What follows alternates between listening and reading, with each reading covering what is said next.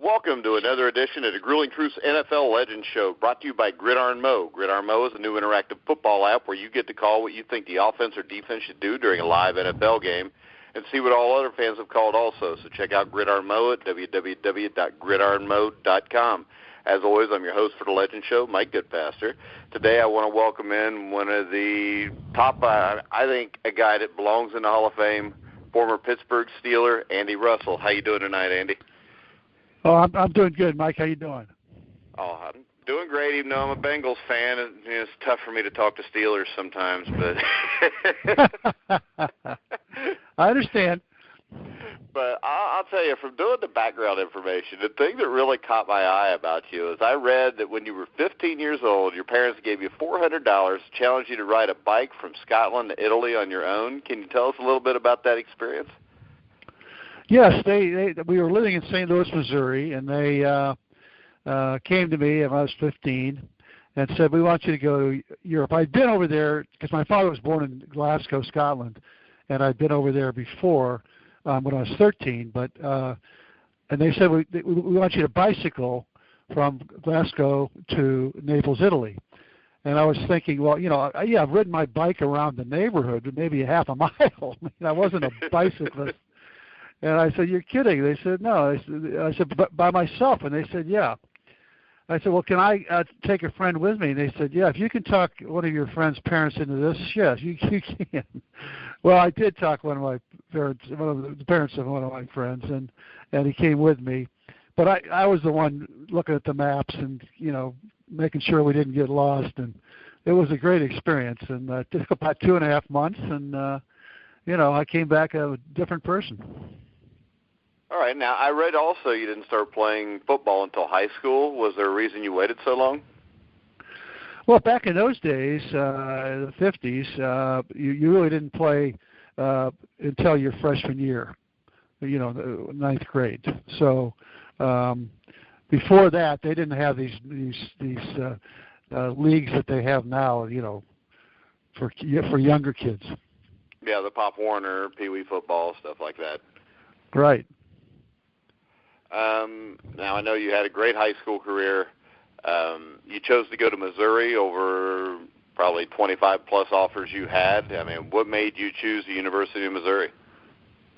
Well, it was primarily because of Dan Devine. He was the coach there, and he was a very strong recruiter. He knew how to recruit.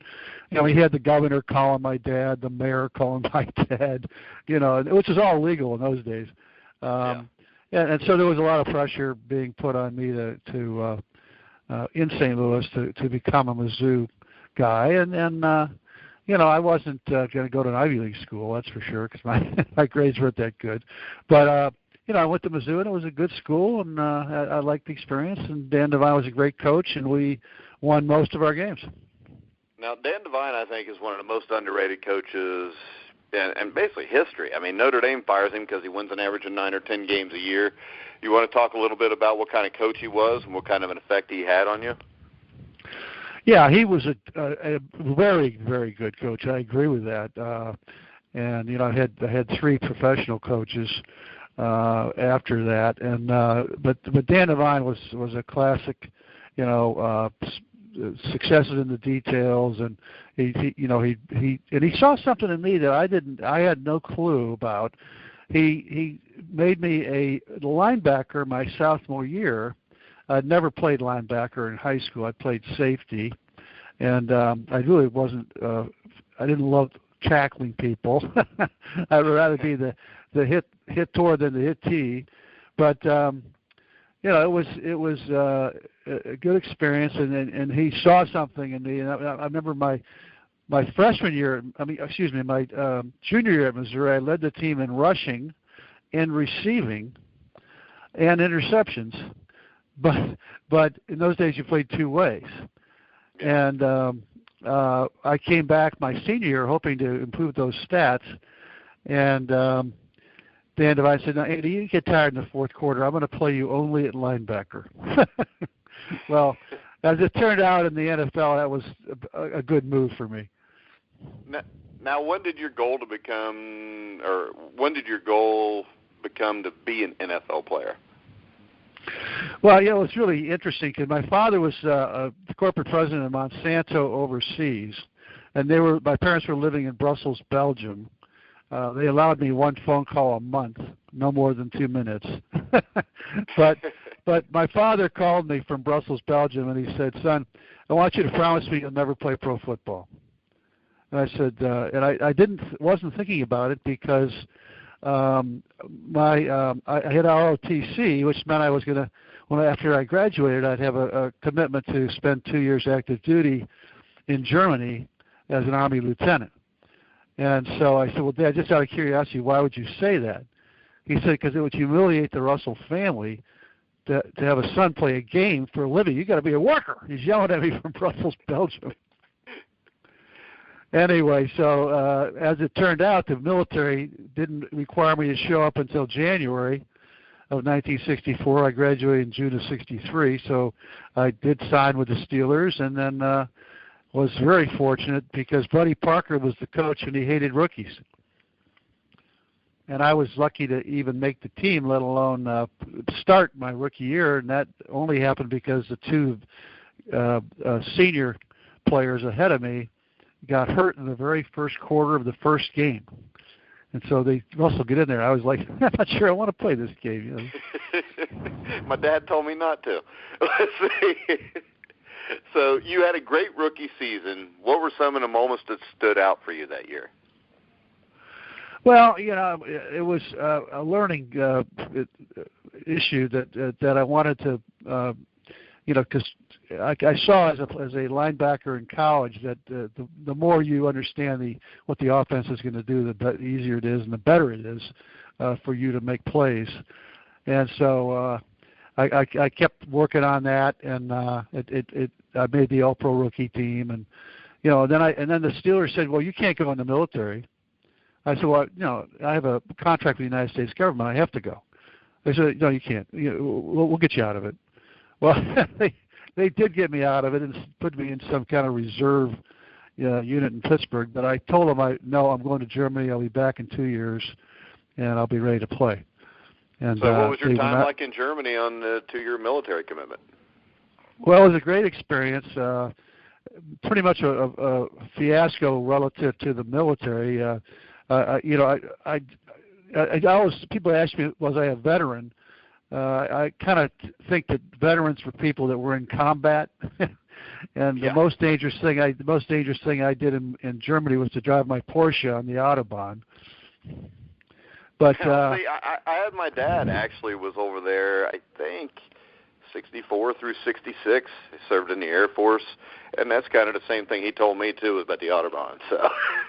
Yeah. They're driving 120 miles an hour, you know, and so anyway, it was a good experience because I ended up playing division level football. When you get 25,000 men to pick a football team out of it, it's not, you know, it's pretty decent football. I would compare it to not major league, not NFL, but not major league college football, but you know, second level college football. Anyway, I played middle linebacker and was a coach of the defense, and that really helped because I put in all these Steeler blitzes and all this, and all of a sudden we won every game, and it was a good experience. Now I know when you came back, rejoined the Steelers. I know you finished getting your master's degree, started your own business. How difficult was that to juggle a new business with a football career? Well, it turned out pretty easy, actually. I got my MBA back at Mizzou, using 2 off seasons to pay for that, and then I started my own business in 1969 called Russell Investments, for lack of a better name, and you know, I was syndicating deals for Wall Street, syndications, and the first year, 1969, which was Chuck Noll's first year, I made more money than the Steelers were paying me. And my wife, of course, said, you know, why don't you retire? You could get hurt. I said, no, I want to see if we can win half our games someday. Well, we did a little bit better than that, you know, winning two Super Bowls, and then, you know, it was a great experience. Yeah, you ended up playing for Chuck Noll. He became the Steelers coach, as you said, one of the greatest football coaches in NFL history. How did he change the culture of the Steelers? Plus, do you remember that first speech he gave to the team? I sure do. He called me into his office in '69 when I was having this good off season raising this money, and I thought I was so naive. I went to his office thinking he's going to compliment me for making my first Pro Bowl in 1968, and he said, "Sit down, Russell." And then he said, "I've been watching the game film since I took the job, and I don't like the way you play. You're too aggressive. You're too out of control. You're trying to make the big play." I said, "Well, Coach, we're losing every game. I mean, I'm trying to help you." And he says, "No, I'm going to make you a better player in your 30s than you were in your 20s." And so that was an interesting experience. And the first team speech he gave was interesting because he gets up in front of us and he says that same thing. "I've been watching the game film since I took the job, and I can tell you guys why you've been losing." Well, you could have heard a pin drop in this room because we had a lot of good guys who really cared, and we had meetings all the time. What's wrong with us? Do we have flawed psyches, or why can't we win? Because most of us had been winning players in high school and college, So he says the reason you've been losing is you're not any good, and I'm going to have to get rid of most of you. Well, 5 of us made it from that room to the Super Bowl in 1974. Well, and you get 3 years later, he gets you guys to the playoffs, 72. You had the Immaculate Reception. You guys almost upset the undefeated Dolphins. Can you talk a little bit what it was like around Pittsburgh? Because it had been so long since they'd had a team that was like that. Yeah, they may have never had a team like that. But, I mean, can you talk a little bit about Pittsburgh and that season? Oh, absolutely. The Steeler fans, we call it we used to call it the Steeler Nation. Now they call it the Global Steeler Nation because there's Steeler bars in Hong Kong, Singapore, Bangkok, all over the world, Rome, Frankfurt. It's just amazing, and I've been into most of those bars. But I started taking my business overseas because an ex-Steeler named Frank Atkinson, who was the number 1 draft choice my rookie year, out of Stanford. He had left football right away, even though he started his rookie year, and then he got his MBA, and then made all this money in private equity, and he had all these companies, and so he called me and he said, "Andy, I want you to we're moving to Brussels, Belgium, and I want you to come and visit." And I'd been there, and I thought, that's off my list. I can't do it, Frank.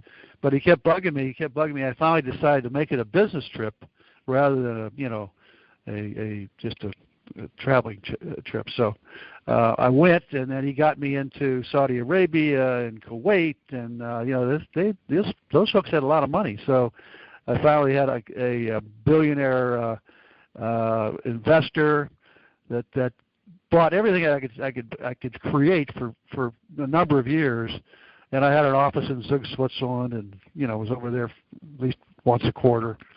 So it was quite an experience. All right. So did your parents ever warm up to the idea of you being a professional football player? Oh yeah, my dad, he came to the Super Bowls and he came to the Pro Bowls and that kind of stuff, and he did enjoy it, and of course he appreciated that he wasn't being asked to send me money because I was both a football player that was doing okay, but also a businessman that was making more money than that. Yeah. Now, after the 72 season, you get to 73, you guys get close again. I think you lost to the Raiders in the divisional playoff. But in 1974 comes, what was after all those years of being with a team that was an also-ran, what was it like Super Sunday for you the first time against the Minnesota Vikings? Well, it was, just pretty amazing. Ray Mansfield and I, we were the old timers, both of us rookies in '63. Here we are in '74, 12 years later. Basically, we probably were wondering if we could possibly win. doubting us, even though we'd beaten the Vikings in regular season play in Pittsburgh. And so that game was interesting because the coaches at Minnesota made a big mistake. They ran the ball at Joe Green, which was insane, and of course he killed him. And so they had no rushing, and we're having very much. We had some really good pressure on the quarterback and coverage. We had everybody covered, so they struggled, and we won the game, and that was our first Super Bowl, and then we won the next year against Dallas. Now, George Perlis was your defensive coordinator, wasn't he? Or was he the defensive line coach? He was the defensive line coach, and a really good coach. And we had very complex defenses, and we had everybody covered, and it was interesting. Yeah, and I think that 76 Steeler defense was the best defense I ever saw. I mean, I think you guys played, 5 or 6 games with Mike Kruzak at quarterback instead of Bradshaw. You shut out multiple teams. You beat the Bengals in a blizzard 7-3 to win the division. You want to talk about a little bit what it was like to play with those guys, the Mean Joe Greens, the L.C. Greenwoods? Yeah, it was astounding because not only did we have the one of the best front four, as you just described them, Joe Green being the huge player, but we had some pretty good linebackers. Ham and Lambert are both in the Hall of Fame, as they should be. And so the three of us have an NFL record of 24 Pro Bowls.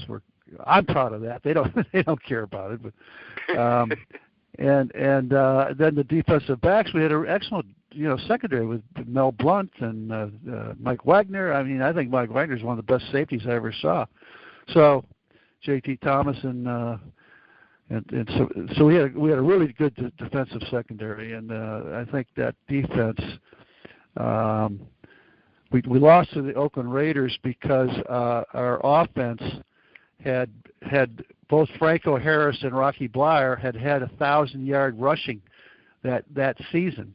So they had an offense that controlled the ball, running the ball. Well, in that game against Oakland, Frenchie Fuqua, who was the third string or the third running back, Franco and Rocky all were hurt and they couldn't play. So we had a fourth-string fullback running that they just couldn't make it move, and so Oakland beat us. Now, I've interviewed guys like Gary Dunn, Levon Kirkland, Leon Searcy, all guys that knew Art Rooney a little bit. So do you want to tell, he was one of the founding fathers of the NFL. Can you tell us what he brought to the Steelers that was so special that, I mean, it seems like every player that played under him loved him? Well, yeah, I loved the Chief. And, in fact, I was the only Steeler allowed to negotiate my contract with him because, I was the captain and he allowed that. But most of the guys had to work with an accountant that worked for the team. But the Chief would, I remember that my first Pro Bowl, and I didn't have an agent. I mean, I didn't use an agent. I wanted to learn how to negotiate things myself. So I went into, I had gone to my first Pro Bowl, and I had made the mistake of going out to dinner with all the other linebackers like Sam Huff and guys like that, and they started talking about how much money they were making, and they were making, 2 times, 3 times, 4 times more than I was. So I was making $20,000, and they were making $60,000 or $80,000. So I went into the Chief, and I said, Chief, do you think my first question was, do you think I deserve to go to the Pro Bowl? He said, yeah, absolutely. You should have gone the year before. And I said, well, why then are these linebackers earning this kind of money? And I listed it exactly. I knew I had memorized what they had. And he said, well, Andy, we can't be held responsible for the mistakes of these other owners if they're that stupid. And I just started laughing. I was like, oh my God. And he did give me a nice bump, not a super bump, but it was decent. And so I respected him. All right, I would think one of your greatest achievements, don't want to speak for you, but had to be being named a captain for the Steelers for 10 years by the coaching staff. What did that mean to you? Well, it meant a lot to me to have Coach Knoll expect that it wasn't like I was giving speeches in the huddle or anything like that, but there was apparently he just wanted me to show the work ethic and so forth that all my teammates also loved. So it's something I'm really proud of. I think it's a Steeler record. Captain for 10 years, but the Steelers have never told me. And then you get to like we talked about the 1976 season. Injuries probably kept you guys from possibly winning three in a row.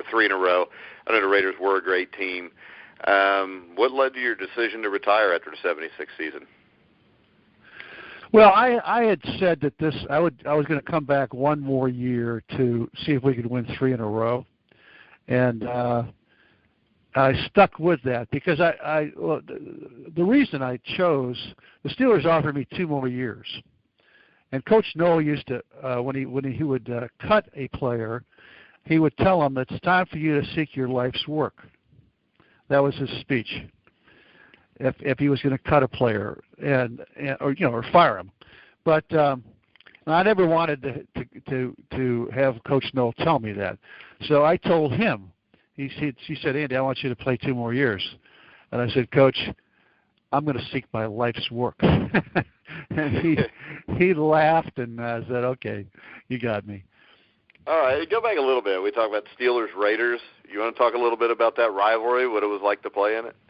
Yeah, it was an awesome rivalry. They were a very, very good team, and good quarterbacks and Stabler and guys like that, and they had a terrific running game and huge offensive linemen, so they could deal quite well with our front four. So, yeah, they were a tough team to beat. Now, also, the other thing I read that really impressed me was the charitable work you've done since you've retired. You want to talk a little bit about that and tell everybody about what you've been doing? Well, the Rooneys, the Steeler owners of were very good at getting us all the players, getting us involved in giving back to our community, and so that sort of was a mantra that we had to, live with. And back years ago, started raising money for various charitable efforts, and then over time, I've really become even more involved, being on the board of a number of these important charitable efforts, and like the Taste of the NFL and things like that. So I'm trying to, stop hunger in America and things like that. All right. Now, the other thing I like was I found an acronym that you put in one of your books, ANIMALS. Do you want to explain to people what that is and what that means? Well, yeah. The A, and it was when I give a speech sometimes, I probably won't even remember all these, but the A is attitude. It's so important to have a good attitude, and Coach Knoll would not put up with anybody who had a bad attitude. And then the N in ANIMALS is never quit. And that I always tell stories about various players on the Steeler team that were so tough that they would never quit. And then the I is integrity, and that's, of course, telling the truth. And the M is motivation. And Coach Knoll said, I'll never motivate you. If I have to motivate you, I will fire you. Yeah. And then the second A is accountability. You got to be accountable for everything you do and make sure you do the right things. And then the L is leadership. So I use that to help me remember what I'm going to say, and then I have a little stories to tell about each one of those letters. Yeah, and like I said, I believe you belong in the Hall of Fame. I think a lot of that reason has to be, and there's a lot of guys like this because of the lack of recorded sacks kept during your NFL career. Plus the amount of great players that played. They didn't even. Yeah, back in the '60s, we blitzed a lot, and I had a lot of sacks, but they didn't keep sack stats back in those days. And then sacks in the middle of the 70s started to become a big deal. And then Coach Knoll didn't want us to blitz because he figured our front four was good enough to put the pressure on the quarterback, and then he wanted us to be playing, covering wideouts and halfbacks and so forth. All right. Well, we're about out of time. I know you probably got to get back to work, but it was an honor to have you on the show today.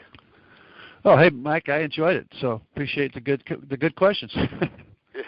Well, that's probably debatable from people listening, but you never know. But I want to remind everybody to check out our shows next week. Also, go to the Grueling Truth Facebook page. You can find us on iTunes, Spreaker, Stitcher. Next Monday night, we'll have former 5-time boxing champion Vinny Pazienza. Next Wednesday, we'll have former Cincinnati Bengal defensive lineman Gary Burley. So also check out Gridiron Mo, our main sponsor. Also check out Steelers Life, RealBengalFans.com, SteelbergBox.com. So for Andy Russell, I'm Mike Goodpaster. You've been listening to The Grueling Truth, where the legends speak. Okay, thank you, Mike. Thank you, Gary. Okay, bye.